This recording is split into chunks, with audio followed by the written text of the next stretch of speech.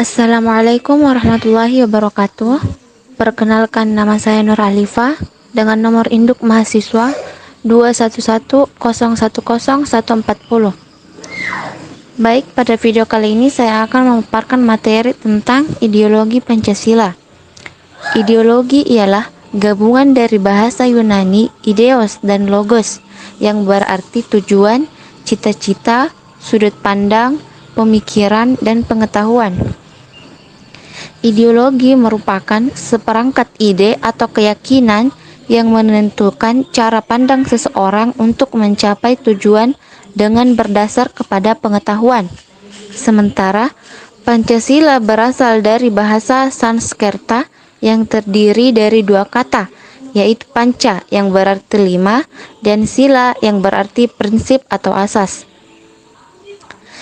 Dari penjelasan di atas bisa disimpulkan ideologi Pancasila merupakan kumpulan nilai dan norma yang menjadi landasan keyakinan dan cara berpikir untuk mencapai tujuan dengan berdasar kepada 5 sila dalam Pancasila. Adapun makna ideologi Pancasila, Pancasila tak hanya berkedudukan sebagai dasar negara, tetapi juga sebagai ideologi nasional bangsa Indonesia.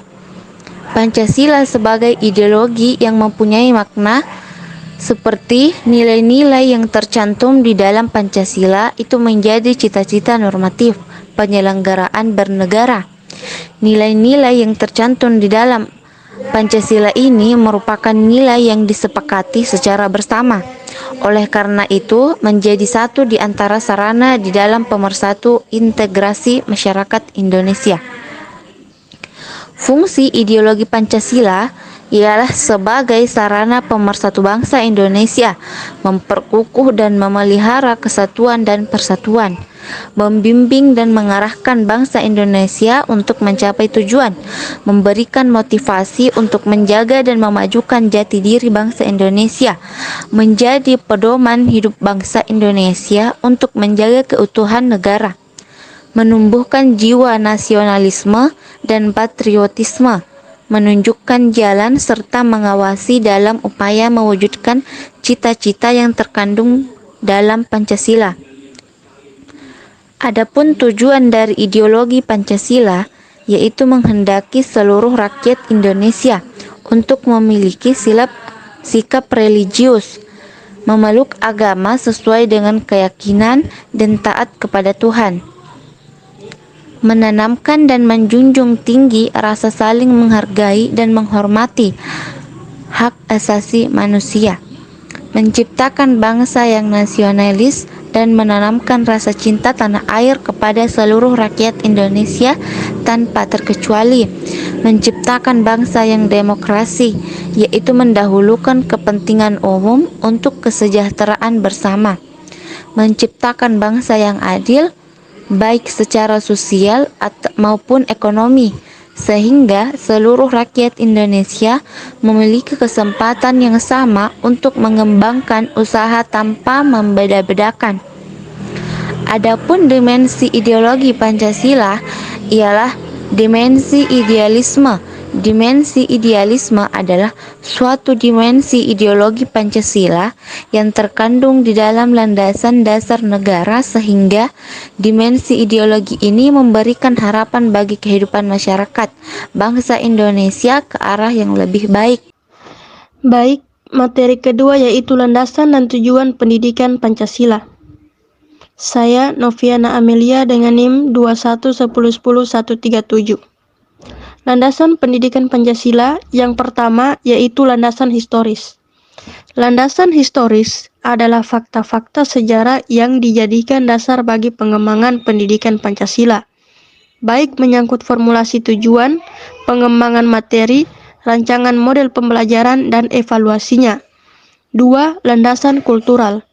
Landasan kultural adalah pengembangan pendidikan Pancasila didasarkan atas nilai-nilai yang diagungkan dan karenanya disepakati dalam kehidupan nasional. 3. Landasan yuridis.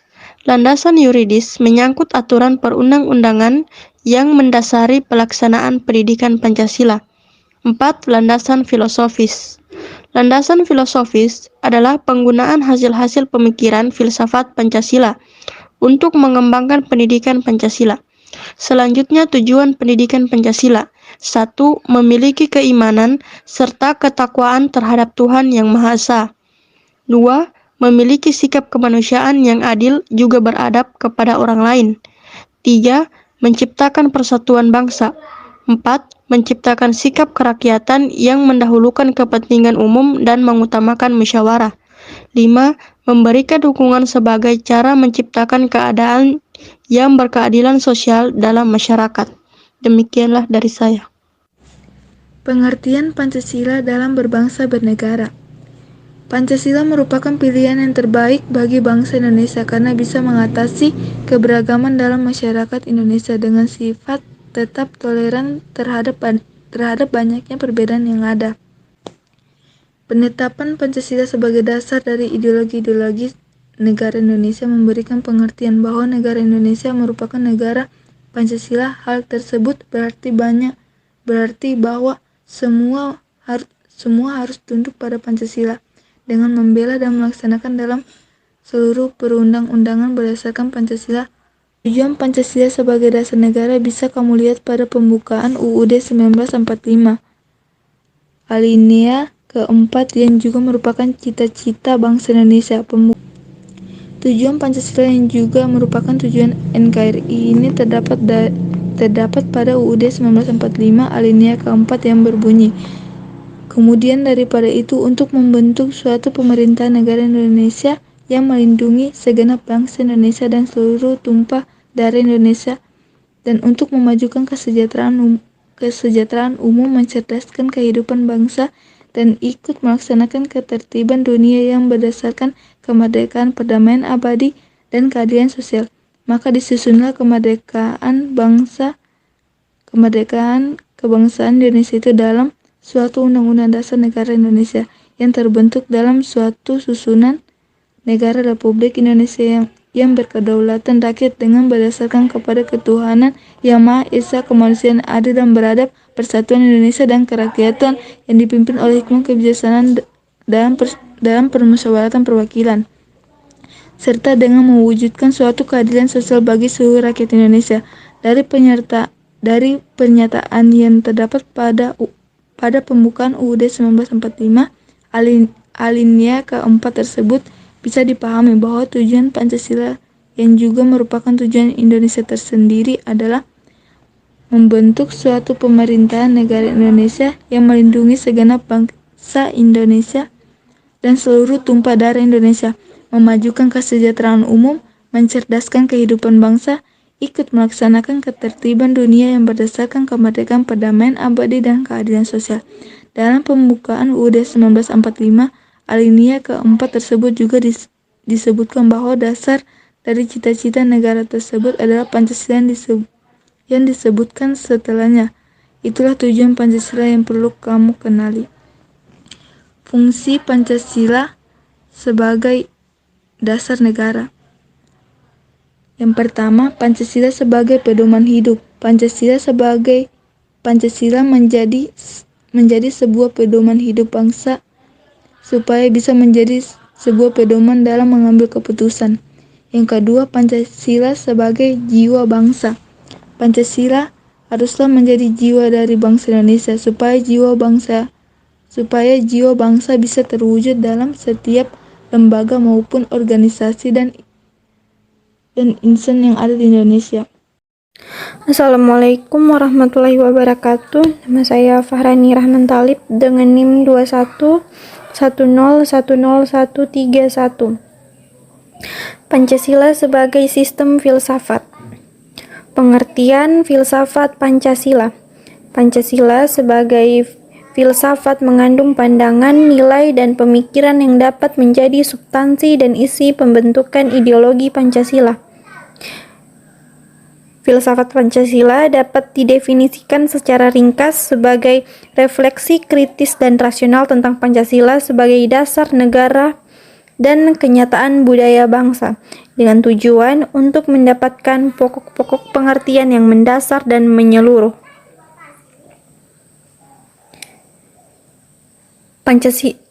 Pancasila sebagai sistem filsafat dapat dilakukan dengan cara deduktif dan induktif. Cara deduktif yaitu dengan mencari hakikat Pancasila serta menganalisis dan menyusunnya secara sistematis menjadi keutuhan pandangan yang komprehensif.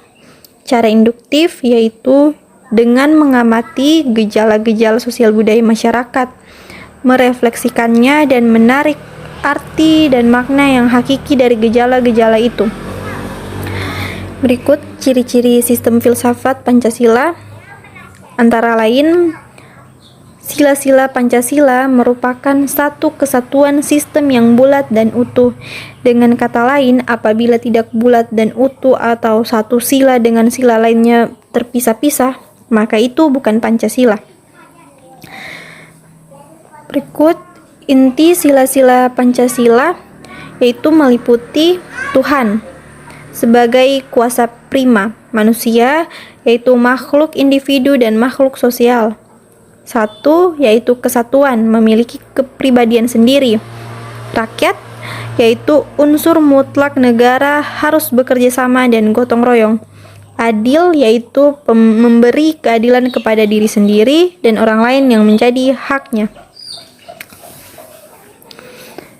Membahas Pancasila sebagai filsafat berarti mengungkapkan konsep-konsep kebenaran Pancasila yang bukan saja ditunjukkan pada bangsa Indonesia, melainkan juga bagi manusia pada umumnya. Landasan ontologis Pancasila. Secara ontologis, penyelidikan Pancasila sebagai filsafat dimaksudkan sebagai upaya untuk mengetahui hakikat dasar dari sila-sila Pancasila. Dasar ontologis Pancasila pada hakikatnya adalah manusia yang memiliki hakikat mutlak yaitu monopluralis atau monodualis. Karena itu juga disebut sebagai dasar antropologis. Subjek pendukung pokok dari sila-sila Pancasila adalah manusia. Berikut landasan epistemologis Pancasila. Secara epistemologis, kajian Pancasila sebagai filsafat dimaksudkan sebagai upaya untuk mencari hakikat Pancasila sebagai suatu sistem pengetahuan. Pancasila sebagai sistem filsafat pada hakikatnya juga merupakan sistem pengetahuan. Ini berarti Pancasila telah menjadi suatu belief system, sistem cita-cita, menjadi suatu ideologi. Oleh karena itu, Pancasila harus memiliki unsur rasionalitas, terutama dalam kedudukan sebagai sistem pengetahuan. Dasar epistemologis Pancasila pada hakikatnya tidak dapat dipisahkan dengan dasar ontologisnya. Maka, dasar epistemologis Pancasila sangat berkaitan erat dengan konsep dasarnya tentang hakikat manusia. Berikut landasan aksiologis Pancasila. Secara aksiologis, bangsa Indonesia merupakan pendukung nilai-nilai Pancasila, subscriber of value Pancasila, yaitu bangsa yang berketuhanan, yang berkemanusiaan, yang berpersatuan, yang berkerakyatan dan berkeadilan sosial. Pengakuan, penerimaan, dan penghargaan atas nilai-nilai Pancasila itu terlihat dalam sikap, tingkah laku, dan perbuatan bangsa Indonesia sehingga mencerminkan sifat khas sebagai manusia Indonesia. Sekian, terima kasih. Assalamualaikum warahmatullahi wabarakatuh. Perkenalkan, nama saya Cindy Amalia Hapsari dengan NIM 2110100138. Kali ini saya akan menjelaskan tentang Pancasila sebagai sejarah perjuangan bangsa Indonesia. Yang pertama kali saya bahas yaitu adalah perumusan Pancasila pada sidang BPUPKI. Salah satu penyebab kontroversi adalah tulisan Nugroho Noto Susanto, seorang sejarawan militer, dalam buku teks Sejarah Nasional Indonesia untuk SMA kurikulum 1975 sebagai berikut. Pada sidang 29 Mei 1945, Mr. Muhammad Yamin mengusulkan 5 asas dan dasar negeri kebangsaan Republik Indonesia, yaitu 1. Peri kebangsaan, 2. Peri kemanusiaan, 3. Peri ketuhanan, 4. Peri kerakyatan, 5. Kesejahteraan rakyat.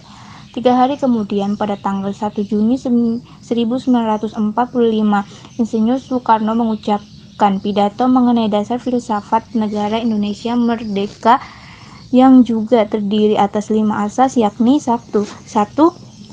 Kebangsaan Indonesia. 2. Internasionalisme atau pri-kemanusiaan. 3. Mufakat atau demokrasi. 4. Kesejahteraan sosial. 5. Ketuhanan yang Maha Esa. Kontroversi berkembang tentang siapa sebenarnya perumusan Pancasila. Apabila kita mengikuti tulisan Nugroho Noto Susanto, berarti Pancasila tidak lahir pada tanggal 1 Juni 1945 dengan Insinyur Soekarno sebagai tokoh perumus, tetapi lahir pada tanggal 29 Mei. Dan kita akan bahas yang kedua, itu perumusan Pancasila hasil panitia 9. Tugas panitia kecil adalah mengumpulkan usul dan pandangan para anggota BPUPKI yang akan dimasukkan dalam agenda sidang kedua tanggal 10 sampai dengan 17 Juli 1945. Atas inisiatif Soekarno sebagai ketua panitia kecil, Soekarno membentuk panitia 9 yang beranggotakan 1. Insinyur Soekarno sebagai ketua, 2. Muhammad Hatta sebagai wakil ketua, 3. Mr. Muhammad Yamin sebagai anggota, 4. Mr. Raden Ahmad Subarjo sebagai anggota, 5. Mr. Alexander Andries Maramis sebagai anggota, 6. yaitu Abdul Kahar Muzakir sebagai anggota, 7. Kiai Haji Abdul Wahid Hasjim sebagai anggota, 8. Haji Agus Salim sebagai anggota, 9. Raden Abikusno Tujokro Sujoso. Selain mendalami masalah dasar negara, panitia 9 juga ditugasi untuk menyusun naskah proklamasi kemerdekaan Indonesia. Dan selanjutnya saya akan membahas tentang perumusan Pancasila hasil penetapan PPKI. Untuk melanjutkan pekerjaan BPUPKI pada tanggal 7 Agustus 1945 dibentuk Panitia Persiapan Kemerdekaan Indonesia atau PPKI dengan keanggotaan sebanyak 27 orang. Peranan PPKI dalam sejarah Indonesia sangat penting, terutama setelah proklamasi kemerdekaan yang diadakan pada tanggal 17 Agustus 1945. Badan inilah yang menyempurnakan dan mengesahkan berbagai perlengkapan berdirinya sebuah negara baru, yaitu Republik Indonesia.